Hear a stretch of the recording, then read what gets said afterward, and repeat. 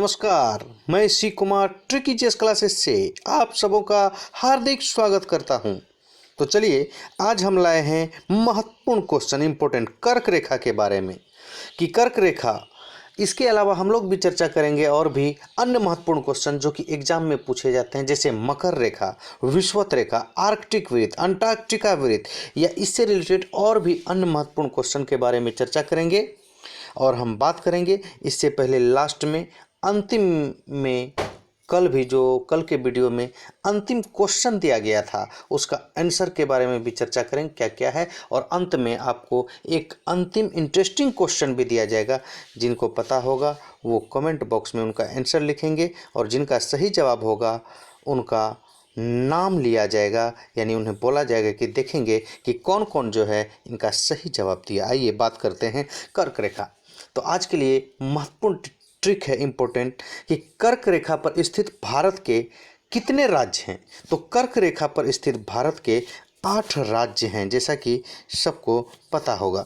तो कर्क रेखा पर स्थित भारत के 8 राज्य हैं। पूछा जाए कर्क रेखा पर भारत के कितने राज्य स्थित हैं, तो 8 राज्य, यानी कर्क रेखा पर भारत के 8 राज्य या 8 राज्य से कर्क रेखा गुजरती है। तो इसके लिए ट्रिक याद रखना है कि मित्र तो सबको होता है और गमछा भी सबको, अगर नहीं भी हो तो गमछा ले लेना है। इसके लिए ट्रिक यही याद रखना है, क्या करना है, एक गमछा लेना है और मित्र पर जाकर झाड़ देना है। यानी एक लाइन में याद रखना है, मित्र पर गमछा झाड़ कर्क रेखा पार। ध्यान दीजिए, यहाँ पर याद रखना है क्या ट्रिक, मित्र पर गमछा झाड़ कर्क रेखा पार। लेकिन कर्क रेखा पार ये मन में ही, ये अच्छा लगने के लिए, यानी सीधा ट्रिक है। कर्क रेखा पर स्थित भारत के 8 राज्य कौन कौन हैं, तो ट्रिक याद रखना है मित्र पर गमछा झाड़। तो चलिए हम बात करते हैं मित्र पर गमछा झाड़ है, तो हम यहाँ पहले अंडरलाइन करते हैं और जिस शब्द में अंडरलाइन करेंगे इसका मतलब उससे कुछ होता है, दिमाग पर जोर डालना है क्या होगा। तो आइए मी में अंडरलाइन किए, यानी मी से कुछ होगा, फिर त्र में, फिर प में, फिर र में, ग में, म में, छा में और झाड़ में। यहाँ टोटल में 8 शब्द अक्षर में क्या किया, अंडरलाइन किए। इसका मतलब उससे कुछ होगा। तो ये मी में अंडरलाइन किए, तो यानी कि मी से कुछ होगा। तो मी से देखिए क्या है, मिजोरम।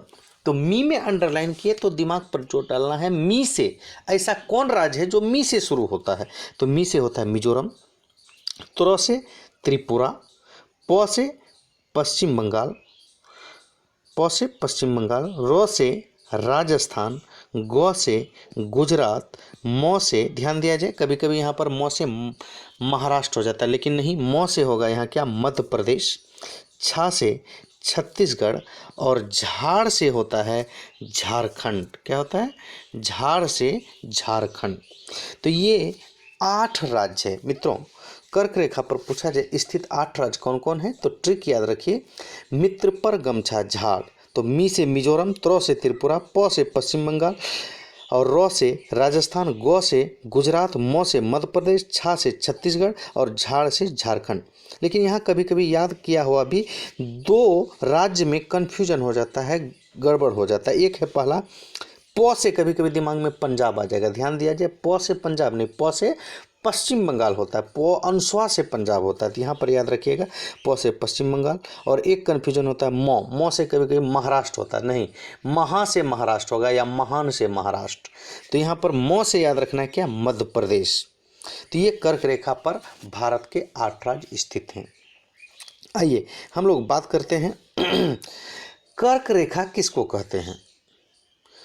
लेकिन उससे पहले आइए, जो मेरे YouTube channel tricky chess by C Kumar को सब्सक्राइब नहीं किए हैं, वो सबसे पहले सब्सक्राइब कर लें और बगल में बेल आइकॉन को भी टच कर दें, ताकि मैं जो भी वीडियो डालूं वो सबसे पहले आपके मोबाइल में आ जाए और आप उससे लाभ उठा सकते हैं। तो आइए, और जो भी मित्रों इस वीडियो को देख रहे हैं उन्हें लाइक कर दें और पुण्य कमाने के लिए शेयर अवश्य करें। क्योंकि जब आप शेयर करेंगे तो कुछ और भी छात्रों, बच्चों, मित्रों को लाभ होगा, तो वो आपके द्वारा शेयर करने के कारण होगा, तो इसलिए इससे आपको भी पुण्य मिल सकता है। तो आइए बात करते हैं कर्क रेखा किसको कहते हैं। हालांकि मैं जब बोर्ड पर पढ़ाऊँगा, बताऊँगा, तो वहाँ पर पूरा फिगर के साथ बताएंगे, लेकिन फिलहाल अभी ये जानिए कि कर्क रेखा किसे कहते हैं। तो कर्क रेखा कहता है 23.5 डिग्री उत्तरी अक्षांश रेखा को कर्क रेखा कहते हैं। ध्यान दिया जाए, क्या बोले, 23.5 डिग्री उत्तरी अक्षांश रेखा को कर्क रेखा कहते हैं। उसके कहता है 23.5 डिग्री दक्षिणी अक्षांश रेखा को मकर रेखा कहते हैं। मकर रेखा किसको, 23.5 डिग्री दक्षिणी अक्षांश रेखा को मकर रेखा कहते हैं। इसके अलावा आता है आर्कटिक वृत्त या आर्कटिक रेखा। तो 66.5 डिग्री उत्तरी अक्षांश रेखा को आर्कटिक वृत्त या आर्कटिक रेखा कहते हैं। उसके बाद आता है 66.5 डिग्री दक्षिणी अक्षांश रेखा को अंटार्कटिका रेखा या अंटार्कटिका वृत्त कहते हैं। फिर से सुनिए, 66.5 डिग्री दक्षिणी अक्षांश रेखा को अंटार्कटिका वृत्त या अंटार्कटिक रेखा कहते हैं। यहाँ पर ध्यान दिया जाए, कभी कभी पूछता है कि किसी वस्तु का भार सबसे अधिक जो है वो कहाँ होता है, पृथ्वी पर किस भाग में।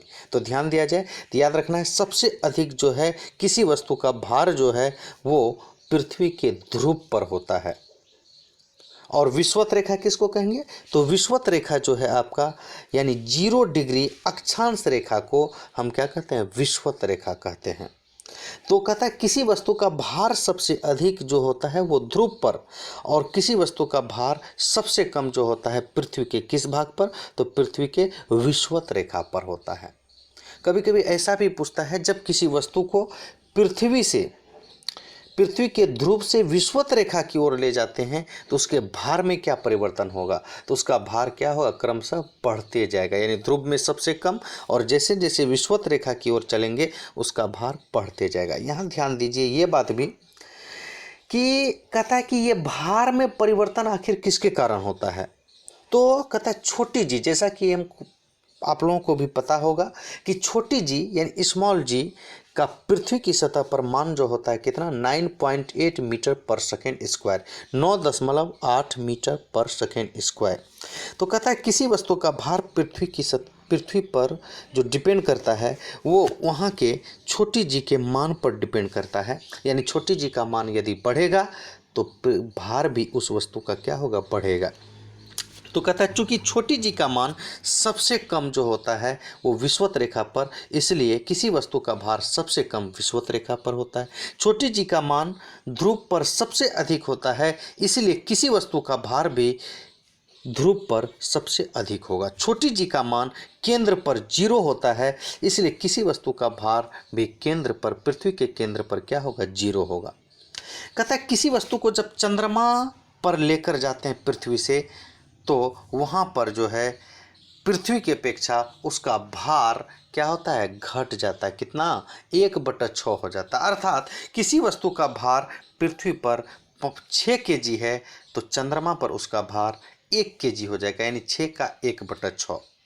उसी तरह किसी वस्तु का भार यदि पृथ्वी पर 600 kg है तो चंद्रमा पर उसका भार 600 का 1/6 यानी कि 100 kg हो जाएगा। क्यों, इसीलिए क्योंकि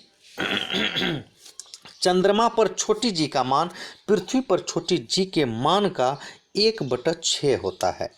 एक बार बीपीएससी में पूछा गया है एग्जाम में, और भी बहुत सारे एग्जाम में पूछा जाता है कि किसी वस्तु का भार सबसे अधिक कहाँ होता है, तो वहाँ पर ध्रुव पर, सबको पता है। लेकिन वहाँ पर देखिए क्वेश्चन कैसे घुमाया गया। तो क्वेश्चन दिया गया किसी वस्तु का भार जो है सबसे अधिक कहाँ होता है, वहाँ पर ऑप्शन ध्रुव नहीं दिया गया, दिया गया क्या, विषुवत रेखा, केंद्र और अंटार्कटिका के किसी कैंप में, और नन ऑफ दीज। ठीक है, तो यहाँ पर ध्यान दिया जाए किसी वस्तु का भार सबसे अधिक कहाँ होगा, तो वहाँ ऑप्शन से चुनना है। ठीक है, तो वहाँ पर ऑप्शन कहता है ध्रुव नहीं दिया, तो वहाँ पर क्या होगा कि अंटार्कटिका, चूँकि आपका बताए 66.5 डिग्री दक्षिणी अक्षांश रेखा को क्या कहते हैं, अंटार्कटिका वृत्त कहते हैं, यानी ध्रुव होना चाहिए लेकिन ध्रुव के पास में ही अंटार्कटिका है आपका, इसीलिए वहाँ पर आंसर क्या हो जाएगा, अंटार्कटिका के किसी कैंप में। आइए मित्रों, अब हम बात करेंगे कि कल जो क्वेश्चन दिया गया था, क्वेश्चन यानी पहाड़ा का ये क्वेश्चन है, जो कि हम लोग अभी वैसा पहाड़ा नहीं पढ़ते। हम लोग पढ़ते हैं एक एकम, दो एकम, दो दूनी चार, दो तिया छः, 1 से 20 तक या 31 तक। लेकिन कल का जो है पहाड़ा, पहले के ज़माने में अगर देखिएगा तो कुछ इसी तरह चलता था, उसी तरह का पहाड़ा का है। आइए, कल का क्वेश्चन था के 8 12 के 8 20 के नमा 53 से के दही 30। तो देखिए के 8 12 यानी 1.5 8 12, 1.5 3, 1.5 साढ़े क्या कहता है, 1.5 3, 1.5 साढ़े 4, इस तरह अगर करिएगा तो 8 बार में जो है वो 12 पूरेगा, 1.5 8 12। उसके बाद दूसरा का आंसर हो जाएगा 2.5 8 20, तीसरा का 70 नमा 53 से, और था के दही 30 तो 3 दही 30। तो ये आपका सही आंसर था। तो चलिए अगला है आप लोगों के लिए इंटरेस्टिंग क्वेश्चन। जो भी इसका जवाब जानते हैं तो वो उनका कमेंट बॉक्स में जवाब जरूर देंगे। तो आइए, आप लोगों के लिए क्वेश्चन है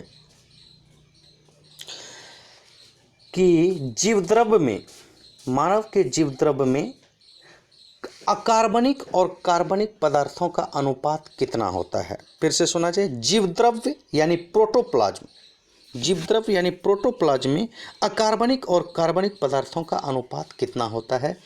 ये जिनको इसका आंसर पता होगा वो कमेंट बॉक्स में ज़रूर लिखें, और इस चैनल को जो सब्सक्राइब नहीं किए हैं उसे ज़रूर सब्सक्राइब करें और लाइक करें, और ज़्यादा से ज़्यादा पुण्य कमाने के लिए शेयर करें। धन्यवाद। आज का क्लास मैं यहीं तक रहने देता हूं। और हाँ, एक अति आवश्यक सूचना और, जैसा कि मैंने बताया कि ये मैं जितना भी वीडियो बता रहा हूं, वीडियो में वीडियो क्लास ले रहा हूं, इस क्लास से, इसी वीडियो से आपका एक टेस्ट लेंगे, और उस टेस्ट में जो है फर्स्ट सेकेंड थर्ड जो होगा उनको सम्मानित किया जाएगा, उनको प्राइज़ दिया जाएगा। इसलिए आप लोग वीडियो डेली देखें, ध्यान से देखें और अच्छा से पढ़ें, ताकि आप भी प्राइज के भागीदारी बने। धन्यवाद। जय हिंद, जय भारत।